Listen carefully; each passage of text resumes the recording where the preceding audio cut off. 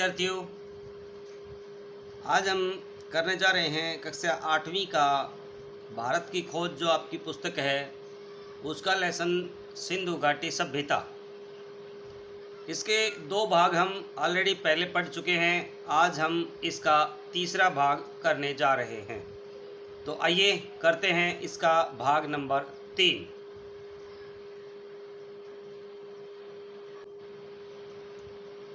प्राचीन भारत में जीवन और कर्म। वैसे ये स्टंजा पहले हमने थोड़ा सा पढ़ लिया था। बुद्ध के समय से पहले का वृत्तांत हमें जातक कथाओं से मिलता है। इन जातक कथाओं का वर्तमान रूप बुद्ध के कुछ समय बाद का है। जातक कथाओं में उस समय का वर्णन है जब भारत की दो प्रधान जातियों द्रविड़ और आर्यों का अंतिम रूप से मेल हो रहा था, और कहा जा सकता है कि जातक पुरोहित या ब्राह्मण परंपरा और क्षेत्रीय या शासक परंपरा के विरोध में लोक परंपरा के प्रतिनिधित्व करते थे। ग्राम सभाएं एक सीमा तक स्वतंत्र थी। आमदनी का मुख्य जरिया लगान था। माना जाता था कि जमीन पर लगाया जाने वाला कर उत्पादन का में राजा का हिस्सा होता था। यह भुगतान हमेशा तो नहीं पर अक्सर गल्ले या पैदावार की शक्ल में ही किया जाता था। यह कर उपज के छठे भाग के करीब होता था। यह सभ्यता मुख्य रूप से कृषि केंद्रित थी और इसकी बुनियादी कोई स्वशासित गांव थे, इकाई स्वशासित गांव थे। राजनीतिक और आर्थिक ढांचा इन्हीं ग्राम समुदायों से बनाया जाता था। इन्हें 10-10 और 100-100 के समूह में बांट दिया जाता था। जातकों के वर्णों में से एक खास तरह का विकास उभर कर सामने आता है। विशेषकर दस्तकारियों से जुड़े लोगों की अलग बस्तियां और गांवों की स्थापना थी। इस तरह एक गांव बढ़इयों का था, एक लोहारों का था। इसी तरह से और पेशों के लोगों के गांव थे। ये खासकर पेशेवर लोगों के गांव थे। आमतौर पर शहर के पास बसे होते थे। शहर में उनके विशेष उत्पादनों की खपत होती थी और बदले में उन्हें ज़िंदगी की दूसरी ज़रूरतों को पूरा करने का सामान मिल जाता था। ऐसा लगता था कि पूरा गांव सहकारिता के उसूल से काम करता था और बड़े ठेके लेता था। शायद इस तरह अलहदा रहने और संगठित होने से जाति प्रथा का विकास और विस्तार हुआ होगा। जातकों में सौदागरों की समुद्री यात्राओं के हवाले भरे पड़े हैं। सूखे रास्तों में रेगिस्तान के पार करके भड़ोच और पश्चिम बंदरगाह और उत्तर में गांधार और मध्य एशिया तक कारवां जाया करते थे। भड़ोच से जहाज बेबीलोन बावेरू के लिए फारस की खाड़ी को जाया करते थे। नदियों के रास्ते बहुत यातायात होता था। जातकों के अनुसार बेड़े बनारस, पटना, चंपा, भागलपुर और दूसरे स्थानों से समुद्र की ओर जाते थे और वहाँ के दक्षिण बंदरगाहों और लंका और मलय टापू तक जाते थे। भारत में लिखने की प्रथा बहुत पुरानी है। पाषाण युग के मिट्टी के पुराने बर्तनों पर ब्राह्मी लिपि के अक्षर मिले हैं। मोहनजोदड़ो से मिले शिलालेखों को अब तक पूरी तरह से पढ़ा नहीं जा सका है। वे ब्राह्मी लेख जो पूरे भारत में मिले हैं निश्चित रूप से उस मूल लिपि में हैं जिसमें भारत में देवनागरी तान्य लिपियों का विकास हुआ है। अशोक के समय कुछ ब्राह्मी लिपि में हैं, कुछ लेख जो हैं ब्राह्मी लिपि में हैं। उत्तर पश्चिम में मिलने वाले कुछ अन्य लेख खरोष्टी लिपि में हैं। ईसा पूर्व 6वीं या 7वीं शताब्दी में पाणिनि ने संस्कृत भाषा में अपने प्रसिद्ध व्याकरण की रचना की। उन्होंने अपने से पहले के व्याकरणों का उल्लेख किया है। उनके समय तक संस्कृत का रूप स्थिर हो चुका था और वह एक निरंतर विकासशील साहित्य की भाषा बन चुकी थी। पाणिनि आज भी संस्कृत व्याकरण पर आधिकारिक प्रमाण माना जाता है। हालांकि बाद के व्याकरणों में उसमें बहुत कुछ जोड़ा भी है और उसकी व्याख्या भी की है। यह दिलचस्प है कि पाणिनि ने यूनानी लिपि का उल्लेख किया है। इससे संकेत मिलता है कि पूर्व दिशा में सिकंदर के आने से बहुत पहले भारत और यूनान के बीच किसी न किसी तरह का संपर्क हो चुका था। औषधि विज्ञान की पाठ्य पुस्तकें भी थी और अस्पताल भी। अनुश्रुति है कि भारत में औषधि विज्ञान के जनक धन्वंतरि थे, किंतु सबसे प्रसिद्ध पुरानी पुस्तकें ईस्वी सन की शुरू की सदियों में लिखी गई हैं।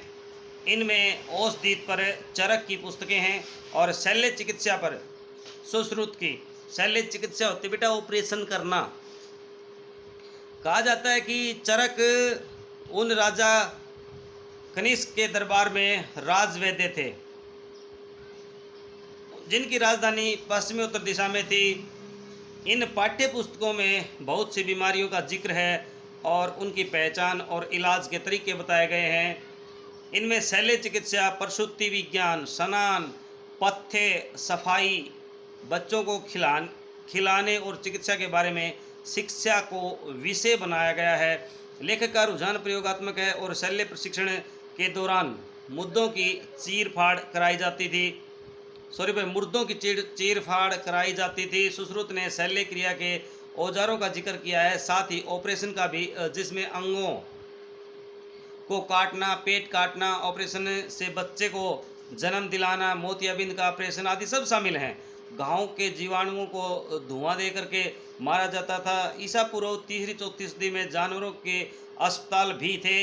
यह जैन और बौद्ध धर्म का प्रभाव था जिसमें अहिंसा पर बल दिया गया था। महाकाव्यों के युग में अक्सर वनों में एक तरह के विश्वविद्यालयों का जिक्र किया गया था। ये कस्बे या शहर से बहुत दूर नहीं होते थे। इनमें प्रसिद्ध विद्वानों के आसपास शिक्षा प्रशिक्षण के उद्देश्य से लोग इकट्ठे होते थे। शिक्षा में तरह तरह के विषय शामिल थे, जिनमें सैनिक प्रशिक्षण भी होता था। इन वन आश्रमों के लिए पसंद किया जाता था क्योंकि यहाँ शहरी जीवन के आकर्षणों से बचा करके विद्यार्थियों के लिए नियमित और ब्रह्मचर्य का जीवन बिताना संभव होता था। कुछ वर्ष तक यहाँ प्रशिक्षण के बाद उनसे अपेक्षा की जाती थी कि वे वापस लौट करके गृहस्थ और नागरिक जीवन बिताएं।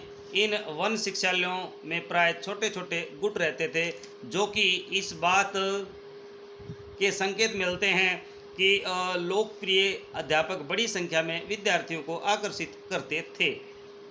बनारस हमेशा शिक्षा का केंद्र रहा है। बुद्ध के समय में भी वह प्राचीन केंद्र माना जाता था, किंतु उत्तर पश्चिम में आधुनिक पेशावर के पास एक प्राचीन और प्रसिद्ध विश्वविद्यालय तक्षशिला था। यह विश्वविद्यालय विशेष रूप से विज्ञान, चिकित्सा शास्त्र और कलाओं के लिए मशहूर था और भारत के दूर दूर के हिस्सों से यहाँ लोग आया करते थे। तक्षशिला का स्नातक होना सम्मान और विशेष योग्यता की बात समझी जाती थी। जो चिकित्सक यहाँ के आयुर्विज्ञान विद्यालय से पढ़कर निकलते थे, उनकी बड़ी कद्र होती थी, इज्जत होती थी। कहा जाता है कि जब कभी बुद्ध बीमार पड़ते थे तो उनके भक्त इलाज के लिए एक मशहूर चिकित्सक को बुलाते थे जो तक्षशिला का स्नातक था। ईसा पूर्व 6वीं-7वीं शताब्दी के महान व्याकरण पाणिनि ने भी यहीं पर शिक्षा पाई थी। इस तरह तक्षशिला बुद्ध से पहले ब्राह्मण शिक्षा पद्धति का विश्वविद्यालय था। बौद्ध काल में यह बौद्ध ज्ञान का भी केंद्र बन गया था। सारे भारत और सीमा पार से बौद्ध विद्यार्थी यहाँ खींचे चले आते थे और मौर्य साम्राज्य उत्तर पश्चिम सूबे का मुख्यालय भी था। उस सुदूर अतीत के भारतीय कैसे थे? हमारे लिए इतने पुराने और हमसे इतने भिन्न समय के बारे में कोई धारणा बनाना कठिन है। फिर भी हमें जो जानकारियाँ उपलब्ध हैं उनके आधार पर एक धुंधली सी तस्वीर उभर करके सामने आती है। वे खुले दिल के, आत्मविश्वासी और अपनी परंपराओं पर गर्व करने वाले लोग थे। रहस्य की खोज में हाथ पांव मारने वाले, प्रकृति और मानव जीवन के बारे में बहुत से प्रश्नों से भरे, अपनी बनाई हुई मर्यादा और मूल्यों को महत्व देने वाले, पर जीवन में सहज भाव से आनंद लेने वाले और मौत का लापरवाही से सामना करने वाले लोग थे। अब पढ़ते हैं हम महावीर और बुद्ध और वर्ण व्यवस्था। तो विद्यार्थियों, जैन धर्म और बौद्ध धर्म दोनों वैदिक धर्म से हटकर अलग हुए थे। उनकी दो शाखाएं थी, यानी उनकी ये शाखाएं थे, पर उन्होंने वेदों को प्रमाण नहीं माना। तमाम और बातों में सबसे बुनियादी बात यह है कि आदि कारण के बारे में वे या तो मौन हैं या इसके अस्तित्व से इनकार करते हैं। दोनों अहिंसा पर बल देते हैं और ब्रह्मचारी भिक्षुओं और पुरोहितों के संग बिताते हैं। उनके जरिए एक हद तक यथार्थवादी और बुद्धिवादी हैं।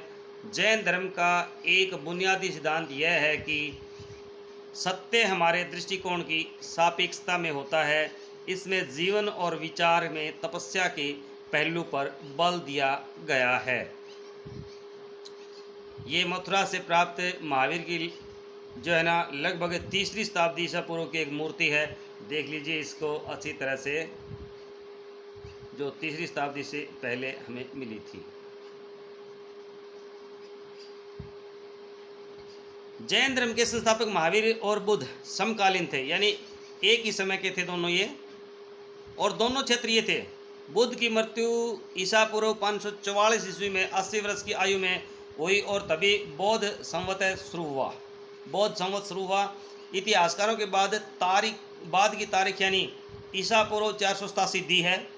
ये अजीब संयोग है कि मैं ये पंक्तियाँ बौद्ध संवत 2488 की पहली तारीख को वैशाखी पूर्णिमा के दिन लिख रहा हूँ। बौद्ध साहित्य में लिखा हुआ है कि बुद्ध का जन्म वैशाख यानी मई जून के महीने में इसी पूर्णिमा के दिन हुआ था। इसी तिथि को उन्हें बोध प्राप्त हुआ, यानी ज्ञान प्राप्त हुआ, और अंत में उनका निर्वाण भी इसी तिथि को हुआ। संयोग देखिए, उसी तिथि को जन्म हुआ, उसी तिथि को ज्ञान प्राप्त हुआ बुद्ध को, और उसी तिथि को वे निर्वाण को प्राप्त हुए। बुद्ध में लोक प्रचलित धर्म, अंधविश्वास, कर्मकांड और पुरोहित प्रपंच और उनके साथ जुड़े हुए निहित स्वार्थों पर हमला करने का साहस था। उन्होंने आध्यात्मिक, धर्म, वैज्ञानिक नजरिए और तथा चमत्कारों, अलौकिक व्यापारों आदि की भी निंदा की है। उनका आग्रह तर्क, विवेक और अनुभव पर था। उनका बल नैतिकता पर था। उनकी पद्धति, ये देखिए महात्मा बुद्ध की तस्वीर देख सकते हैं आप। ये तक्षशिला में बनी हुई प्रतिमा है आज भी। मनोवैज्ञानिक विश्लेषण थी, ऐसा मनोवैज्ञानिक जिसमें आत्मा के लिए जगह नहीं थी। बुद्ध ने वर्ण व्यवस्था पर सीधा वार नहीं किया, लेकिन अपनी संघ व्यवस्था में उन्होंने इसे कोई स्थान नहीं दिया। यह विचित्र और महत्वपूर्ण बात है कि भारतीय इतिहास के लंबे दौर में पुरोहित प्रपंच और वर्ण व्यवस्था की कठोरता के कारण के विरुद्ध बड़े लोगों ने बार बार चेतावनी दी है। फिर भी धीरे धीरे वर्ण व्यवस्था का विकास और विस्तार हुआ। इससे भारतीय जीवन के हर पहलू को अपने शिकंजे में जकड़ लिया। जात के विरोधियों के बहुत से अनुयायी हुए हैं, पर समय के साथ उनके समुदाय की अपनी एक अलग जात बन गई। जैन धर्म जो अपने मूल धर्म का विरोध में खड़ा हुआ, जात के प्रति सहिष्णु था। खुद उसने अपने को उनके अनुरूप बना लिया था। इसलिए आज भी यह जिंदा है और जारी है, जो लगभग हिंदू धर्म की एक शाखा के रूप में है। बौद्ध धर्म ने जाति व्यवस्था को स्वीकार नहीं किया, वह अपने विचारों और दृष्टिकोण से ज़्यादा स्वतंत्र रहा, अतः वह भारत से बाहर निकल गया, जो कि यानी गो की है ये जो कि नहीं, विशेषतया भारत और हिंदूवाद पर गहरा प्रभाव पड़ा। अब आइए देखते हैं हम भाई बुद्ध की जो है ना शिक्षाएं थी वो क्या थी। बुद्ध का संदेश उन भारतीयों के लिए बहुत नया और मौलिक था जो ब्रह्म ज्ञान की गुत्थियों में डूबे रहते थे। बुद्ध ने अपने शिष्यों से कहा, सभी देशों में जाओ और इस धर्म का प्रचार करो। इस धर्म में सब जातियां आकर के इस तरह मिल जाती हैं जैसे समुद्र में नदियां। इन्होंने सबके लिए करुणा का, प्रेम का संदेश दिया, क्योंकि इस संसार में घृणा का अंत घृणा से नहीं होता, घृणा का अंत प्रेम से होता है। अतः मनुष्य को क्रोध पर दया से और बुराई पर भलाई से काबू पाना चाहिए। यह सदाचार और आत्म अनुशासन का आदर्श था। युद्ध में भले ही कोई 1000 आदमियों पर विजय पाले, पर जो अपने पर विजय पाता है सच्चा विजेता वही होता है। मनुष्य की जाति जन्म से नहीं बल्कि केवल कर्म से ही तय होती है। ये जो आपको प्रतिमा दिखाई दे रही है ये सारनाथ का बौद्ध स्तूप है भाई। अपना सर्वप्रथम उपदेश महात्मा बुद्ध ने यहीं दिया था। देखिए मैं इसको छोटा करके दिखाता हूँ आपको। ये बौद्ध स्तूप है जिसको मठ भी कहते हैं।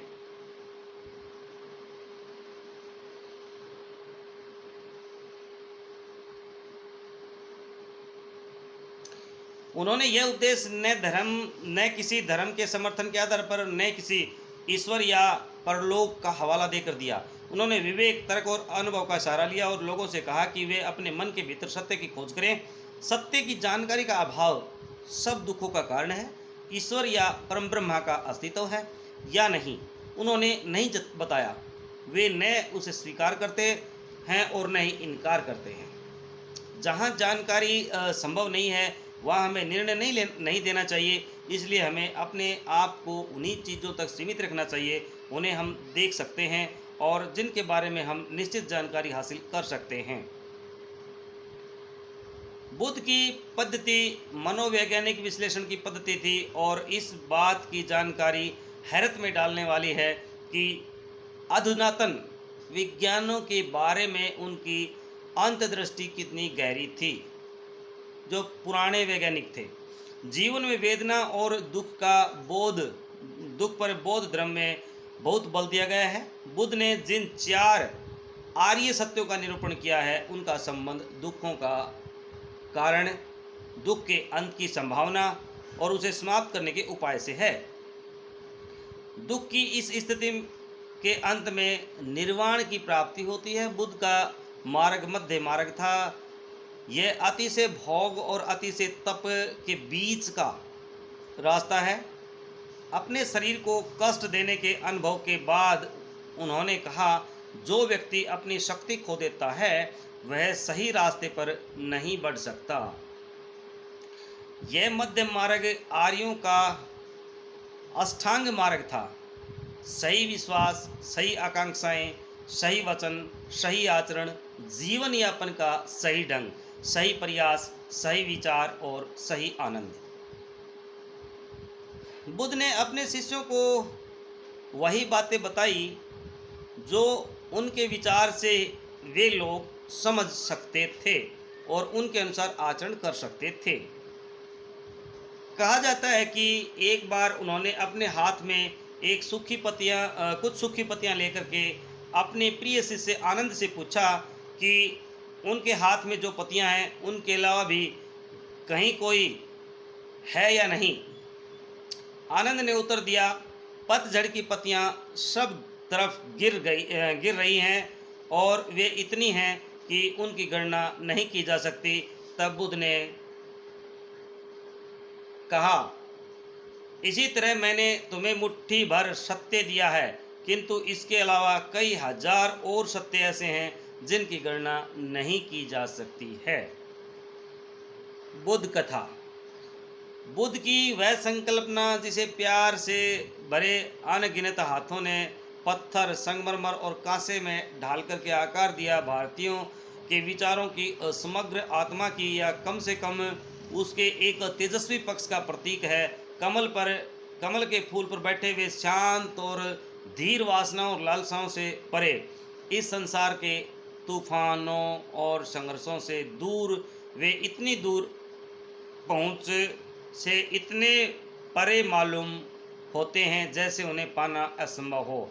लेकिन जब हम उन्हें दोबारा देखते हैं तो उनकी आकृति जीवन शक्ति से भरी जान पड़ती है। युग पर युग बीतते जाते हैं, पर बुद्ध हमसे बहुत दूर नहीं मालूम होते।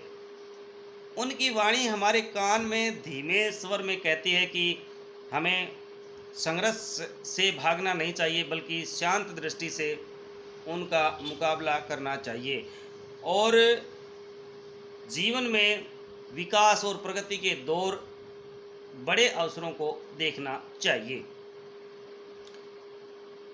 जीवन में विकास और प्रगति के और बड़े अवसरों को देखना चाहिए।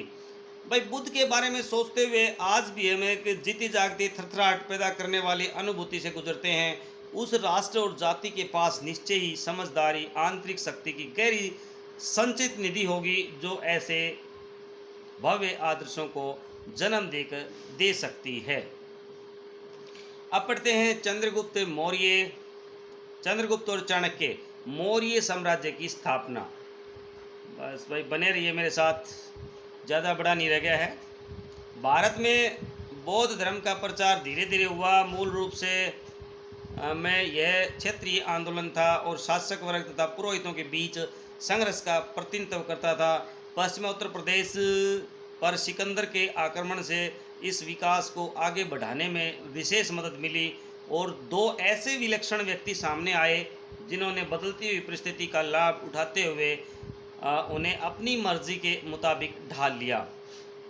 ये थे चंद्रगुप्त मौर्य और उनके मित्र, संबंधी और सलाहकार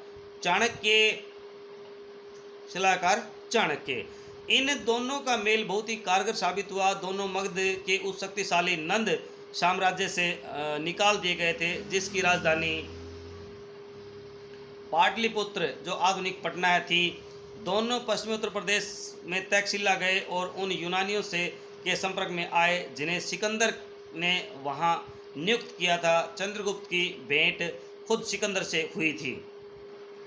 चंद्रगुप्त और चाणक्य ने राष्ट्रीयता का पुराना पर चीर नवीन नारा बुलंद करके विदेशी आक्रमणकारी के विरुद्ध लोगों को उत्तेजित किया। यूनानी सेना को खदेड़ करके तक्षशिला पर अधिकार कर लिया गया और राष्ट्रीयता की पुकार सुनकर के बहुत से लोग चंद्रगुप्त के साथ हो गए और उन्हें साथ लेकर के चंद्रगुप्त पटना तक पहुंच गया। सिकंदर की मृत्यु के 2 ही वर्ष में उन्होंने पाटलिपुत्र पर अधिकार करके मौर्य साम्राज्य की स्थापना की। लिखित इतिहास में पहली बार एक विराट केंद्रीय राज्य की स्थापना हुई। पाटलिपुत्र इस महान साम्राज्य की राजधानी थी। यह नया राज्य था कैसा? सौभाग्य से हमें इसका पूरा ब्यौरा मिलता है, भारतीय भी और यूनानी भी। एक विवरण सेल्यूकस के राजदूत मेगास्थनीज ने छोड़ा। मेगास्थनीज ने एक इंडिका पुस्तक लिखी थी भाई, और दूसरा छोटा कौटिल्य का अर्थशास्त्र जो कहीं अधिक महत्वपूर्ण राजनीति शास्त्र है, और उसी समय की रचना है कौटिल्य। चाणक्य का ही दूसरा नाम है। वह हर दृष्टि से बड़ा आदमी था, बुद्धिमानी भी और कर्मठता भी, यानी बुद्धिमानी में भी और कर्मठता में भी। इस युग के बारे में एक प्राचीन भारतीय नाटक है मुद्रा राक्षस। इस नाटक में चाणक्य की तस्वीर उभरती है। साहसी और षड्यंत्री, अभिमानी और प्रतिशोधी, जो न कभी अपमान को भूलता है न अपने लक्ष्य को ओझल होने देता है। दुश्मन को धोखा देने और पराजित करने के लिए वह हर तरीके का इस्तेमाल करता है। वह साम्राज्य की बागडोर से संभाले रहता है और सम्राट को स्वामी की तरह नहीं बल्कि एक शिष्य की तरह देखता है। अपने जीवन में वह सदा सादा और तपस्वी है। ऊंचे पदों की शान शौकत में उसकी दिलचस्पी नहीं है। जब वह अपनी शपथ पूरी कर लेता है और अपने उद्देश्य में सफल हो जाता है तो सेवानिवृत्त होकर के चिंतन मनन का जीवन बिताना चाहता है। अपने लक्ष्य को पूरा करने के लिए शायद ही कोई ऐसी बात रही जिसे करने में चाणक्य को किसी प्रकार का संकोच होता। यानी चाणक्य ने अपने मन की मुराद को पूरा करने में कोई कसर नहीं छोड़ी। चाणक्य के अर्थशास्त्र में व्यापक सत्र पर अनेक विषयों पर लिखा गया है। उसमें शासन के सिद्धांत और व्यवहार के लगभग सभी पहलुओं पर विचार किया गया है। इसमें चंद्रगुप्त की विराट सेना का विस्तार से वर्णन किया गया है। चाणक्य का कहना है कि केवल संख्या से कुछ नहीं होता, अनुशासन और उचित नेतृत्व के अभाव में वे बोझ बन जाते हैं। इसमें रक्षा और किलेबंदी के बारे में भी बताया गया है।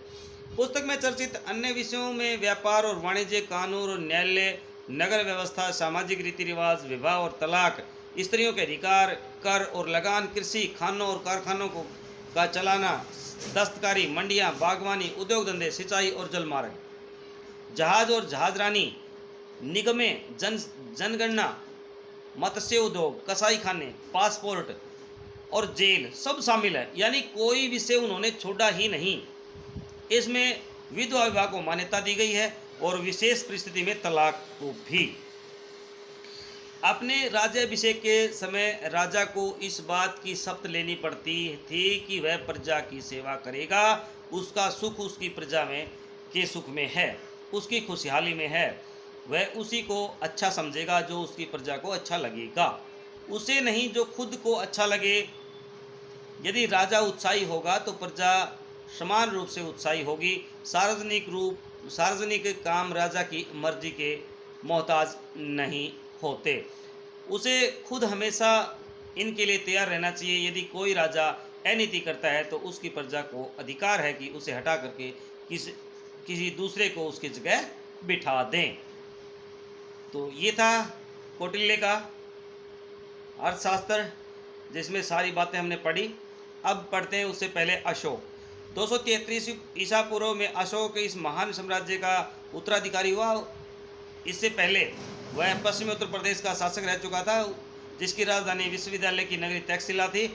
उस समय साम्राज्य के भीतर भारत का बहुत बड़ा भाग आ गया था और उसका विस्तार मध्य एशिया तक हो चुका था। केवल दक्षिण पूर्व और दक्षिण का एक भाग उसके अधिकार क्षेत्र में नहीं आ पाए थे। संपूर्ण भारत को एक शासन व्यवस्था के तहत मातहत इकट्ठा करने के पुराने सपने ने अशोक को प्रेरित किया और उन्होंने तत्काल पूर्वी तट के कलिंग प्रदेश को जीतने की ठान ली। कलिंग के लोगों ने के बहादुरी से मुकाबला करने के बावजूद अशोक की सेना जीत गई। इस युद्ध में भयंकर कत्लेआम हुआ। जब इस बात की खबर अशोक को मिली तो उसे बहुत पश्चाताप हुआ और युद्ध से विरक्ति हो गई। बुद्ध की शिक्षा के प्रभाव से उसका मन दूसरे क्षेत्र में विजय हासिल करने और साहसी काम करने की ओर प्रवृत्त हो गया, घूम गया। यानी कलिंग की विजय अशोक की अंतिम विजय थी। उसके पश्चात उसने कोई लड़ाई नहीं लड़ी और वह पूरी तरह से बुद्ध हो गया। अशोक के विचारों और कर्मों के बारे में हमें फरमानों से जानकारी मिलती है जो उसने जारी किए और जो पत्थर और धातु पर खोदे गए हैं। ये फरमान पूरे भारत में फैले हुए हैं और अब मिलते हैं। कलिंग को साम्राज्य में मिलाए जाने के ठीक बाद ही महामहिम सम्राट ने धर्म के नियमों का उत्साहपूर्वक पालन किया। उन नियमों के प्रति प्रेम और उनको धर्म को यानी अंगीकार किया, स्वीकार किया, आरंभ कर दिया। उनके एक फरमान में कहा गया है कि अशोक अब आगे किसी प्रकार की हत्या या बंदी बनाए जाने को सहन नहीं करेगा।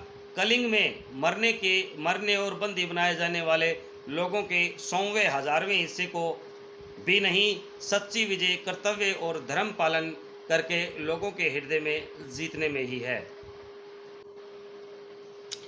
फरमान में आगे कहा गया है, इसके अलावा यदि कोई उनके साथ बुराई करेगा तो उसे भी जहाँ तक संभव होगा महामहिम सम्राट को झेलना होगा। महामहिम सम्राट की यह आकांक्षा है कि जीव मात्र की रक्षा हो, उसमें आत्म संयम हो, उन्हें मन की शांति और आनंद प्राप्त हो। तो विद्यार्थियों, ये 3 भागों में हमने पूरा जो है सिंधु घाटी सभ्यता जो आपका पाठ था वो पढ़ लिया है। बहुत जल्द मैं आपको इसके अभ्यास के प्रश्नोत्तर भी देने वाला हूँ। बने रहिए मेरे साथ। तब तक के लिए जय हिंद, जय भारत विद्यार्थियों।